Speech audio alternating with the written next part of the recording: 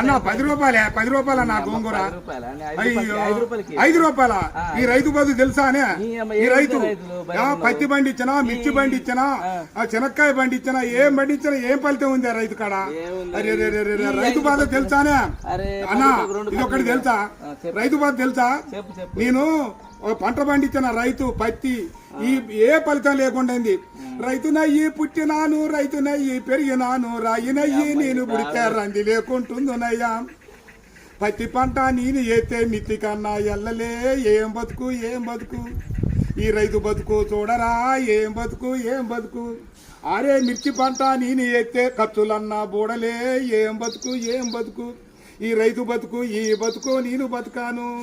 పల్లెరుగా yellow పలుగురాల చేను కాడ పాములు తెల్లల్లా తిరిగి ఎద్దులాగా ఎద్దు నాగి వానగుంటల నీళ్లు దాగి ముళ్ళ కంచాలెక్కి దూకితే గడ్డి మోపే గొంగడాయే పెంటగడ్డే పక్కల ఎత్తుని అమ్మ బతుకు. ఏం బతుకు ఏం బతుకన్నా ఈ రైతు బతుకు ఏం బతుకు? అయ్యా 5 రూపాయలు అడుగుతావు.